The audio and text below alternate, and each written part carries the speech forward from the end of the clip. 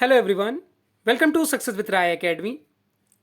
आज है 31 जुलाई 2021 के द इंडियन एक्सप्रेस के एडिटोरियल पेज और आइडिया पेज को हम डिस्कस करेंगे। जो भी इंपॉर्टेंट आर्टिकल होंगे उसे हम डिस्कस करेंगे। तो सबसे पहले हम आर्टिकल ले रहे हैं डिसरिस्पेक्टिंग हाउस। देखिए, इस आर्टिकल में ये बताया गया है कि पेगासस की जो घटना है, या कह सकते हैं कि जो घटनाक्रम हुआ है, उस पर स्थायी समिति की बैठक थी और उसमें 3 क्षेत्रों से लोगों को उसमें पेश होना था, लेकिन वो उस मीटिंग में नहीं आए और अंतिम समय पर उन्होंने उस मीटिंग का बायकॉट कर दिया, या कह सकते हैं कि नहीं आए। तो इस आर्टिकल में हम ये देखेंगे कि उनके ना आने का क्या मतलब है और क्या परिणाम निकाला जा सकता है। स्थायी समिति 3 मंत्रालयों के प्रतिनिधियों द्वारा सार्वजनिक महत्व के मुद्दे पर एक बैठक बुलाई गई थी, जिसमें गंभीर प्रश्न उठाए जाने थे जो पेगासस को लेकर, या फिर कह सकते हैं जासूसी को लेकर थे। पेगासस स्पाईवेयर पर सूचना प्रौद्योगिकी पर संसदीय स्थायी समिति की बैठक में भाग लेने के लिए बुधवार को 3 क्षेत्र इलेक्ट्रॉनिक्स और सूचना तकनीकी विज्ञान मंत्रालय, गृह मंत्रालय और दूरसंचार विभाग के अधिकारियों को बुलाया गया था, लेकिन लास्ट टाइम पर इन्होंने आने से मना कर दिया। ये एक तरीके से संसद की प्रक्रिया का अनादर ही माना जा सकता है। इजरायली स्पाईवेयर का इस्तेमाल राजनेताओं, कार्यकर्ताओं और कई प्रतिष्ठित लोगों की, आप कह सकते हैं, जासूसी के लिए किया जा रहा था। इसी पर संसद की स्थायी समिति ने इस पर एक सर्वदलीय बैठक बुलाई थी और कुछ जो मंत्रालय हैं उनके अधिकारियों को इसमें तलब किया था। हालांकि वे इसमें नहीं पहुंचे, तो ये एक, आप कह सकते हैं कि हठधर्मिता ही है कि समिति के बुलाए जाने पर भी आप नहीं आए। और ये एक चिंताजनक विषय भी है कि आपने लास्ट टाइम पर जो मना किया उसका क्या मतलब निकाला जा सकता है। राजनीतिक विरोधियों द्वारा उठाए गए सवालों पर चिंता जताना लाजमी है और समिति की जो प्रक्रिया है उसको बिल्कुल भी नज़रअंदाज कर दिया गया इसमें कुछ लोगों के द्वारा। आगे बताया जा रहा है कि समितियां संसद के विचार विमर्श, चर्चा और निरीक्षण के कार्यों में सहायता करती हैं, उसमें संतुलन बैठाती हैं, जो कमियां होती हैं उसको बताती हैं और ऐसा मंच प्रदान करती हैं जहां किसी भी मुद्दे का आसानी से हल निकाला जा सके। लेकिन अब ऐसा नहीं हो रहा है, क्योंकि कई चीज़ों पर समिति में ही मतभेद दिखते हैं। कश्मीर के अनुच्छेद 370 को निरस्त करने से लेकर किसानों के विरोध को भड़काने वाले 3, यानी किसानों का जो विरोध है उसको भड़काने वाले 3 कृषि कानूनों तक के महत्वपूर्ण मामलों पर भाजपा के नेतृत्व वाली सरकार को संसद में इस मुद्दे पर कई बार दरकिनार करते हुए देखा गया। यानी कि बहस करने से वो पीछे बोलते जरूर हैं कि हाँ बहस की जाए, लेकिन वो भी इस मुद्दों पर कहीं ना कहीं पीछे हटते हैं। इसका एक कारण ये भी है कि उन्हें जो जनादेश मिला हुआ है उसकी वजह से नरेंद्र मोदी की जो स्थिति है वो काफ़ी मजबूत है। वो जानते हैं कि कोई भी कानून पारित कराना उनके लिए ना तो संसद में या फिर राज्यसभा में, लोकसभा और राज्यसभा दोनों में ही बहुत कठिन कार्य नहीं है। पेगासस के जो आप कह सकते हैं कि खुलासा हुआ है उसकी वजह से चिंता करना भी लाजमी है।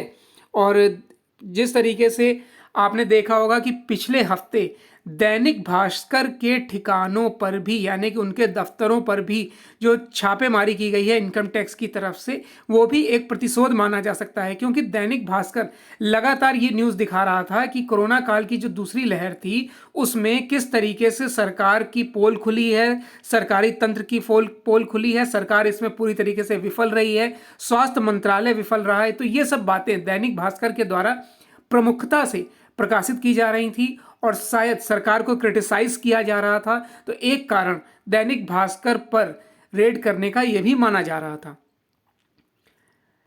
फिर नेक्स्ट आर्टिकल है ए सेडिशनलेस फ्यूचर, यानी कि किस तरीके से भारत का फ्यूचर एक हमारा जो संविधान का अनुच्छेद है 124A उसके इर्द गिर्द इस समय घूम रहा है। और ये है राष्ट्रद्रोह से संबंधित अनुच्छेद। इसमें राष्ट्रद्रोह, इसको अंग्रेजों के समय बनाया गया था और ये कुछ भारतीय नेताओं के लिए बनाया गया था, जिसको आज भी लागू किया जाता है और कहीं ना कहीं पक्षपात इसमें किया जाता है, इसका गलत इस्तेमाल किया जाता है। इसी पर आर्टिकल लिखा गया है ये, और आर्टिकल लिखा है उपेंद्र बख्शी द्वारा।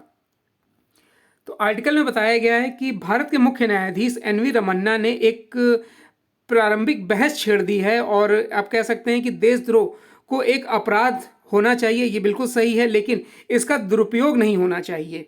ये बार बार एनवी रमन्ना भी बोल रहे हैं कि जो राष्ट्रद्रोह का केस किसी पर लगता है वो सही है, लेकिन उसका दुरुपयोग नहीं होना चाहिए। सुप्रीम कोर्ट में याचिकाओं का कई याचिकाएं आई हैं कि इसका फिर से आप कह सकते हैं कि इसको फिर से देखे जाने की ज़रूरत है। इसमें कई लोगों ने याचिकाएं दी हैं, जिसमें कि मेजर जनरल सेवानिवृत्त एसजी वॉमटेकर, एडिल्टर्स गिल्ड ऑफ इंडिया और अन्य द्वारा दायर सभी याचिकाओं को ध्यान पर रखते हुए इस पर एनवी रमन्ना ने ये बातें बोली हैं। सीजेआई यानी chief justice of India Ramana ने प्रारंभिक सुनवाई में अटॉर्नी जनरल से स्पष्ट रूप से पूछा है कि औपनिवेशिक शासन से आज़ादी के 75 साल बाद तक भी भारतीय दंड संहिता की धारा 124A के तहत देशद्रोह की आवश्यकता क्यों है। महात्मा गांधी और बाल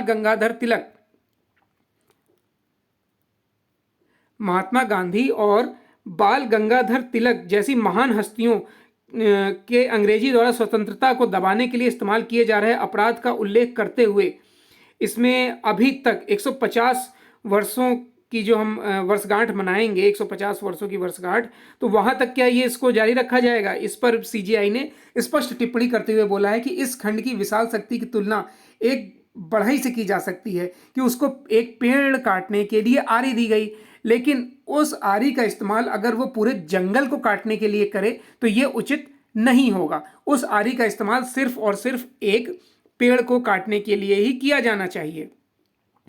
चीफ जस्टिस ऑफ इंडिया यानी सीजेआई ने जवाहरलाल नेहरू के शुरुआती विचारों के प्रतिनिधित्व करने के लिए बहुत से ऐसे उदाहरण इसमें रखे हैं और घोषित किया है कि जितनी जल्दी हो सके हमें इस अनुच्छेद से छुटकारा पा लेना चाहिए, लेकिन ऐसा होते नहीं दिख रहा है। आगे आर्टिकल में बताते हैं कि आईपीसी केवल ऐसी गतिविधियों को दंडित करता है जो हिंसा का सहारा लेकर सार्वजनिक शांति में अव्यवस्था या अशांति पैदा करने का इरादा रखते हैं या प्रवृत्ति रखते हैं। कानून द्वारा स्थापित सरकार के प्रति नफरत सरकार या उसकी एजेंसियों के उपायों या कृत्यों पर कड़े शब्दों में टिप्पणी करने के समान नहीं है। यह पूरी तरह से संवैधानिक है। यदि एक आध लोगों की स्थिति में गुजरता है या फिर वैध तरीके से उन कृत्यों के उपायों को रद्द करना पड़ता है। एक अपराध किया जाता है, अगर किसी अपराधी द्वारा एक अपराध किया जाता है और उससे समाज का आप कह सकते हैं पूरा समाज अगर प्रभावित होता है तो ये राष्ट्रद्रोह नहीं माना जाएगा, ये समाजद्रोह माना जाएगा। लेकिन अगर आपसे किसी आप कोई ऐसा कृत्य कर रहे हैं, अपराधी कोई ऐसा कृत्य कर रहा है जिससे राष्ट्र की हानि हो रही है, राष्ट्र के खिलाफ वो चीज़ कर रहा है, तो वो जरूर राष्ट्रद्रोह माना जाएगा। पहले से ही कुछ कानूनों के दिग्गजों ने पाया है कि इसमें कई कानून जो अभी तक थे जिनको अब चलाने की जरूरत नहीं थी उन्हें कैंसिल किया गया है, रद्द किया गया है, उसको बंद किया गया है। तो क्या इस पर भी 124A जो कि राष्ट्रद्रोह का कानून है, इस पर भी नज़र नहीं दौड़ानी चाहिए? क्या इसको भी नहीं देखा जाना चाहिए कि इसे रद्द करने की अब आवश्यकता है? हम भविष्य की कार्रवाई के लिए कुछ बिल्डिंग ब्लॉक्स बनाते हैं। जानते हैं कि औपनिवेशिक काल में उत्पन्न होने वाली घटनाओं का मुकाबला हम करेंगे। उस टाइम ये ब्लॉक्स इस ढंग से बनाए जाते थे। क्या अब उसकी ज़रूरत है? क्या भारत सरकार के प्रेस को मंजूरी है कि वो इन सब बातों को ना छापे? तो इसी तरीके से आपको जैसे प्रेस की स्वतंत्रता है तो लोगों को भी स्वतंत्रता है कि अगर उन्हें कोई चीज़ अच्छी नहीं लग रही है तो उसके खिलाफ वो खुलकर आवाज़ उठा सकें। यह महसूस करने का उच्च समय है कि राजद्रोह का कानून अब इस पर समीक्षा की जानी चाहिए और अगर यह उचित नहीं है तो इसे बदला जाना चाहिए। भले ही सख्ती से बदला जाए या फिर सख्ती अपनाई जाए, लेकिन अब इसमें विचार करना चाहिए। ये आप कह सकते हैं कि कई बार ये अविश्वास या फिर कई अपराधों को और जन्म दे देता है और इसकी आवश्यकता भी है। और अब न्यायिक रूप से जिस तरह से इसको बदलने की आवश्यकता है, अभिव्यक्ति की स्वतंत्रता के मौलिक मानव अधिकार की धारा 124A को अब पूरी तरीके से बदलना भी चाहिए। गांधी जी ने जो कहा था कि कानून का इस्तेमाल दंडात्मक दंड के दर्द के तहत स्नेह पैदा करने के लिए नहीं किया जा सकता है, वह तब भी उतना ही सच था जितना अब है। नेक्स्ट आर्टिकल है प्लेइंग विथ फायर। देखिए, ये जो असम और मिजोरम की जो फाइट चल रही है उस पर लिखा गया है आर्टिकल। और इसमें बताया गया है कि अंतर्राज्यीय सीमा विवाद के कारण 6 पुलिसकर्मियों को अपनी जान गंवानी पड़ी है। 2 मुख्यमंत्रियों ने ट्वीट कर इस झड़प को कह सकते हैं कि और भड़काने का ही काम किया है। असम सरकार ने एक आश्चर्यजनक सलाह पर मुकदमा दायर किया है। उन्होंने अपने निवासियों से मिजोरम की यात्रा न करने के लिए कहा है और बोला है कि अगर वे ऐसा करते हैं तो अपनी सुरक्षा वो स्वयं करें। यहाँ तक कि उन्होंने ये भी कहा है कि मिजोरम में जो लोग असम के रह रहे हैं उन्हें सबसे अधिक सावधानी बरतने की जरूरत है, यानी कि एक तरीके से वो भड़का ही रहे हैं। यह सवाल तब भी पैदा करता है कि हेमंत बिस्वा शर्मा सरकार क्या सोच रही है। एक राज्य सरकार भारतीय संघ में किसी अन्य राज्य को अपने लोगों के लिए शत्रुतापूर्ण क्षेत्र के रूप में कैसे चिन्हित कर सकती है, जबकि केंद्रीय बलों की मौजूदगी ने लैलापुर वेंगरेट सीमा पर एक असहज शांति लागू कर दी है।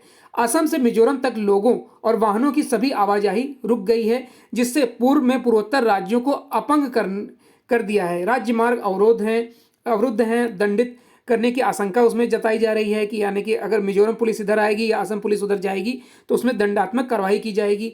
यही वो क्षण है जब दोनों राज्यों के राजनीतिक वर्ग को शत्रुता को दूर करके चुपचाप तरीके से सुर्खियां बटोरे बिना ही, भावनाओं को ध्यान में रखते हुए, किसी प्रकार की हिंसा भड़काए बिना, जोखिम भड़काए बिना और किसी की भावनाओं के खेले बिना इसमें कार्य करना चाहिए था, बातचीत करनी चाहिए थी। असम के मुख्यमंत्री ने मिजोरम की सीमा की रक्षा के लिए 4000 कमांडो की जो तैनाती की है वो क्या दर्शाता है।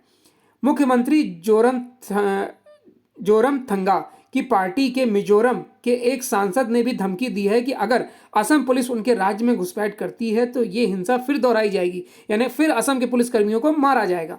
राजनीतिक परिपक्वता का यह असाधारण, आप कह सकते हैं कि अलगाववाद है या टूट है, जो भाजपा और उसके सहयोगी दोनों राज्यों में सत्ता में हैं।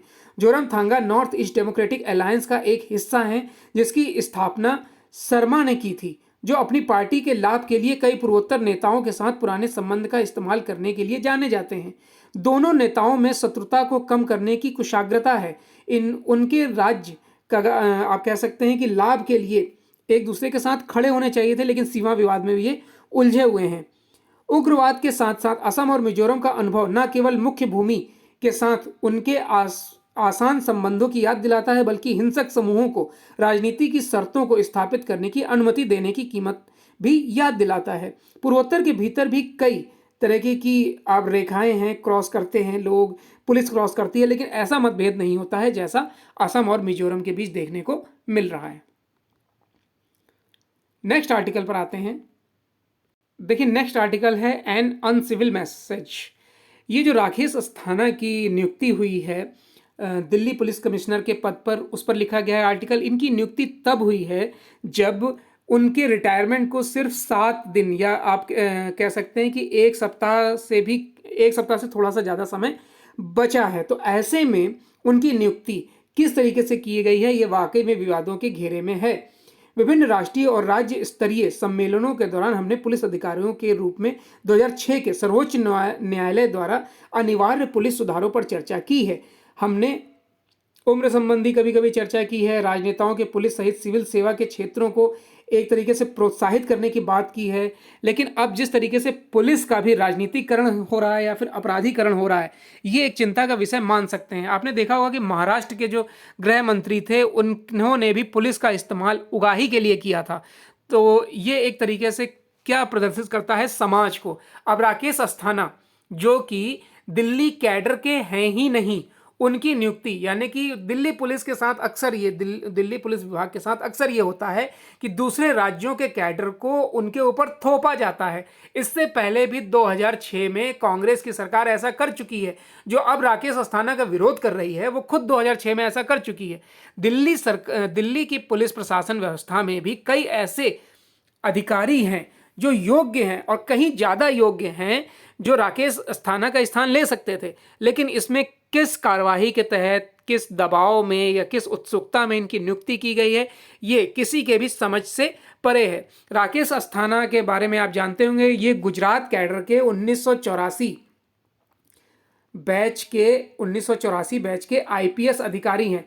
और गोधरा कांड जो गुजरात का सबसे चर्चित कांड है, गोधरा कांड में इनका नाम खूब उछला था तब। अब ऐसे में क्योंकि ये भाजपा सरकार है, या फिर कह सकते हैं कि ये भाजपा सरकार के काफ़ी करीब माने जाते होंगे, इसलिए बीएसएफ के पहले तो इनको बीएसएफ के महानिदेशक पद मिला, उसके बाद इन्हें फिर अब दिल्ली का पुलिस कमिश्नर बनाया गया है, जो कि अभी रिटायरमेंट के बिल्कुल एज पे रहे। सीबीआई डायरेक्टर की भी इनको बनाने की बात चल रही थी, इनका नाम काफ़ी आगे चल रहा था, लेकिन भारत में एक ऐसा कानून है कि अगर आपके रिटायरमेंट के सिर्फ 6 माह बचे हैं तो आप किसी एक सरकारी पद से दूसरे सरकारी पद पर नहीं जा सकते हैं, संवैधानिक पद पर। लेकिन उसी के तहत सीबीआई में के डायरेक्टर के रूप में इनकी नियुक्ति नहीं हो पाई थी, और अब जिस तरीके से इनको दिल्ली पुलिस का कमिश्नर बनाया गया है, ये विवादों के घेरे में आ गया है। और क्या आप इसे सही मानते हैं? कमेंट बॉक्स के माध्यम से जरूर बताइएगा। नेक्स्ट आर्टिकल है आइडिया पेज का। हमारे आइडिया पेज का नेक्स्ट आर्टिकल है hold up on exit root.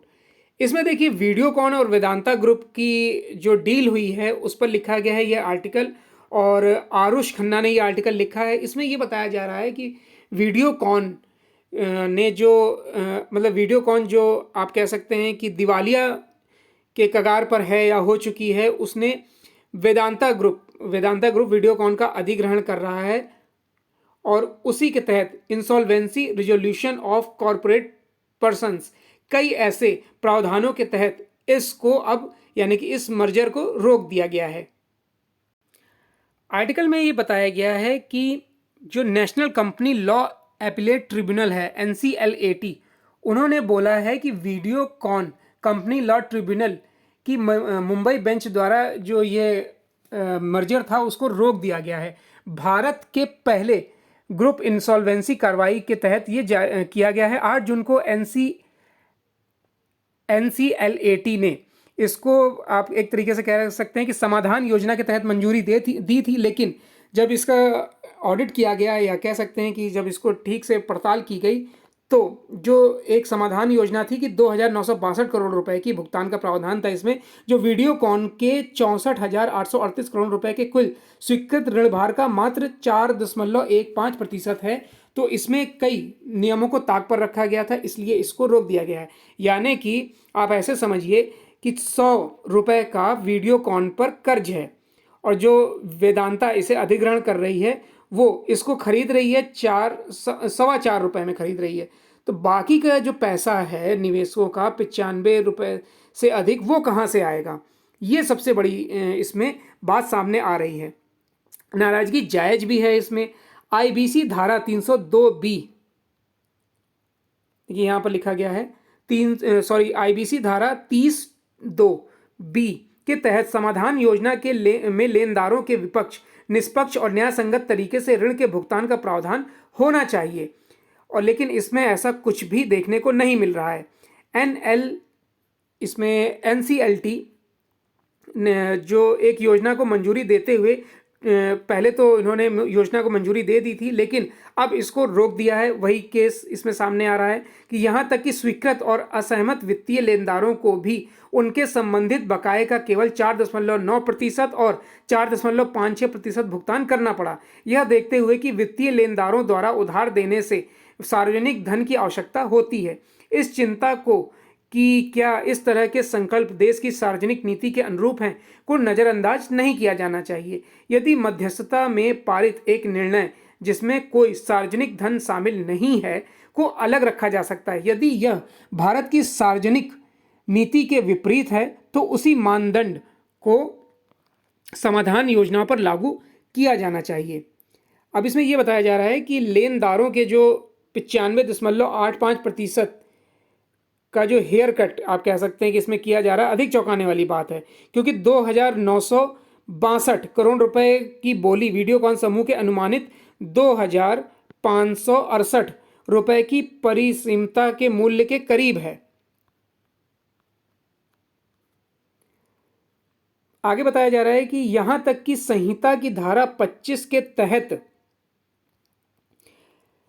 जिसे रिजोल्यूशन प्रोफेशनल के कर्तव्य के रूप में कहा जाता है, संवेदनशील जानकारी की गोपनीयता बनाए रखने के लिए विशिष्ट कार्यों जो कॉर्पोरेट देनदार के मूल्यांकन को प्रभावित करने की संभावना के रूप में है, उसे भी अस्पष्ट रूप से इसमें दरकिनार किया गया है। यह कहना अतिशयोक्ति नहीं होगा कि एनसीएलटी के इन चौंकाने वाले निष्कर्षों के कारण ही एनसीएलएटी को अधिग्रहण की बोली पर रोक लगाने के लिए मजबूर होना पड़ा। आईबीसी को लागू करने के दो प्राथमिक उद्देश्य थे: समयबद्ध तरीके से सॉल्वेंसी समाधान प्रक्रिया का निष्कर्ष और कारपोरेट देनदार की संपत्ति के मूल्यांकन का अधिकरण। वीडियोकॉन भारत में दिवालिया न्यायशास्त्र की संभावनाओं की जांच करने वाले पहले मामले में से एक था और समूह दिवालिया कार्रवाई के लिए अपना मामला पहले ही दे चुका है। यह आरबीआई द्वारा दिवाला समाधान कार्रवाई के लिए संदर्भित 26 डिफॉल्टर कंपनियों की दूसरी सूची में था। हालांकि लगभग 4 साल और 55% के आप कह सकते हैं कि हेयर कट के बाद ये मुद्दा अब उठाया जा रहा है। तो ये आज का यानी 31 जुलाई 2021 का इंडियन एक्सप्रेस का एडिटोरियल और आइडिया पेज था। आई होप आपको वीडियो अच्छा लगा होगा। अगर वीडियो अच्छा लगा हो तो लाइक और शेयर कर दीजिएगा। वीडियो देखने के लिए धन्यवाद।